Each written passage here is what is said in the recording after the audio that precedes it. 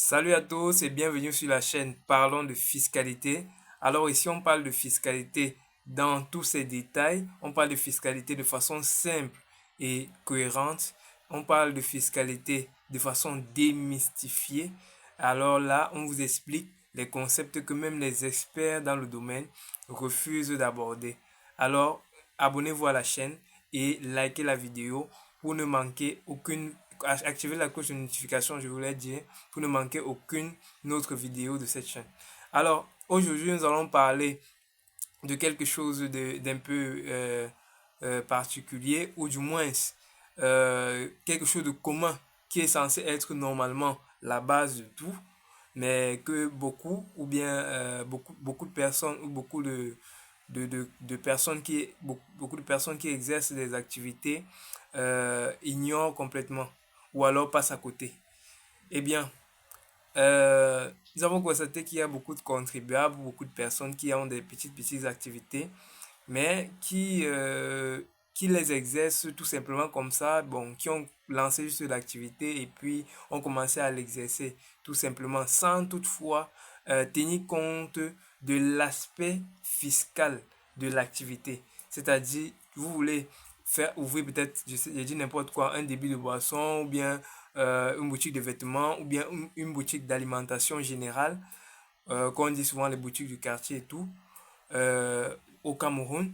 Et puis vous ne tenez pas compte de l'aspect fiscal de votre activité. C'est-à-dire, vous voulez lancer l'activité, vous la lancez tout simplement, mais vous oubliez que il y aura le côté fiscal. C'est-à-dire, les agents des impôts vont passer à un moment donné pour vous réclamer le montant de l'impôt. Est-ce que vous avez, pour pouvoir contrôler, est-ce que vous avez payé vos impôts? Pouvoir contrôler est-ce que vous avez payé vos impôts. Et la plupart du temps, je dis bien la plupart du temps, beaucoup de personnes qui exercent ce genre de petites activités n'ont payé aucun impôt. Ils exercent l'activité tout simplement comme ça, là, à l'aveuglette. Ils se sont lancés juste comme ça, sans tenir compte de l'autre aspect là. Et les agents des impôts, lorsqu'ils arrivent sur le terrain pour pouvoir contrôler, leur demande est-ce que vous avez votre quittance de paiement de telle chose, de tel impôt. Ils disent non. Vous avez tel impôt, ils disent non. Vous n'avez payé telle chose, ils disent non. Est-ce que vous avez tel document, ils disent non. Eh bien, quand l'agent des impôts se retrouve face à un tel contribuable, eh bien, puisque vous n'êtes pas en conformité ou en règle sur le plan fiscal, il peut profiter de cette situation. Il pourrait profiter de cette situation-là. Et c'est ce qui est courant. Ce qui est courant sur le terrain. Et je le dis, je le précise, même bien que certains agents d'impôts pourraient profiter de cela, il y a même le contribuable lui-même qui incite souvent à ce qu'on profite de cette situation-là. Parce que des fois, c'est lui qui dit, bon, ok, comme je n'ai pas payé les impôts, bon, expliquez-moi, je ne savais pas et tout, qu'il y avait tel nombre d'impôts à payer, mais pour le moment, tenez un peu ceci, et puis on va voir après. Quand vous dites tenez un peu ceci, et puis on va voir après, là, c'est vous-même qui incitez en ce moment. C'est vous qui êtes en train d'inciter en ce moment-là, et non l'agent d'impôt en question. Donc, la meilleure chose à faire pour les contribuables ou les personnes qui commencent leur activité, c'est de s'informer sur le côté, l'aspect fiscal de son activité. Parce que il y a, bon, l'aspect de début, les modalités de début pour lancer l'activité, c'est bien beau, mais ne pas oublier l'aspect fiscal parce que c'est très important pour ne pas se retrouver dans ce genre de situation où il faudra, où il faudra se retrouver à négocier parce que vous n'avez pas eu à respecter tout simplement les obligations qui vous incombaient. C'est comme si on vous disait, bon, vous êtes censé, par exemple, je dis n'importe quoi, euh, euh, euh, euh, vous prendre une douche le matin et que vous ne prenez pas une douche. Et puis, lorsque vous êtes confronté à une situation désagréable, que vous soyez en train de négocier tout simplement parce que vous n'avez pas fait quelque chose qui était censé être normal et automatique. Vous voyez un peu. Donc, sachez que lorsque vous commencez une activité, il y a l'aspect fiscal de votre activité. L'aspect fiscal de votre activité dépend de non seulement de l'activité que vous avez choisi d'exercer, mais aussi de la qualité avec laquelle vous cherchez à exercer l'activité. Est-ce que vous lancez votre activité en tant que personne physique, vous seul, vous êtes en train de lancer l'activité comme ça, ou alors est-ce que vous avez décidé de créer une société euh, qui aura pour objet l'activité en question? Parce que c'est différent.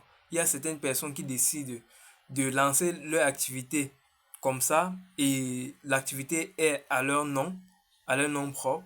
Il y a certaines personnes qui décident de créer une société qui aura un nom à lui à part et qui hébergera l'activité. Donc, vous voyez un peu. Ça, c'est expliqué tout simplement, hein, sans utiliser les termes techniques. Voilà un peu le choix, les deux choix possibles en début, en début d'activité. Ce sont les deux choix possibles. Vous pouvez choisir d'exercer en tant que personne physique ou exercer en tant que personne morale. C'est comme je disais, société ou alors vous-même à votre propre nom. Donc, peu importe ce que vous choisissez, sachez que vous avez des obligations. Vous avez des obligations qui sont certes différentes en fonction de ce que vous avez choisi, mais vous avez quand même des obligations. Vous voyez un peu. Donc, pour ne pas être trop long dans cette vidéo, je vais faire une prochaine vidéo là où je vais expliquer d'une part et d'autre part, en fonction du choix que vous avez fait, quelles sont les obligations qui vous incombent à vous. Quelles sont les obligations qui vous incombent lorsque vous choisissez d'exercer à votre propre nom? Quelles sont les obligations qui vous incombent lorsque vous choisissez d'exercer en tant que société?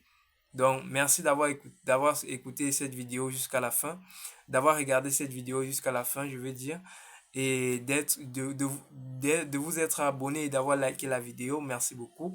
Et je vous assure que pour les prochaines vidéos et toutes les suites des vidéos qui vont arriver sur cette chaîne, ça sera des ressources précieuses qui vous aideront réellement à optimiser votre niveau en cette matière qu'est la fiscalité et d'être le plus optimal possible et d'être surtout le plus avisé possible parce que cette chaîne vise aussi non seulement à former mais aussi à sensibiliser, également d'autre part à, euh, à partager la connaissance afin que chacun soit le plus avisé possible pour chaque action qu'il va poser et qu'il tienne compte du côté fiscal. Cette chaîne lui permettra d'avoir le côté fiscal de son activité à lui. Alors, merci beaucoup et rendez-vous pour la prochaine vidéo. Merci.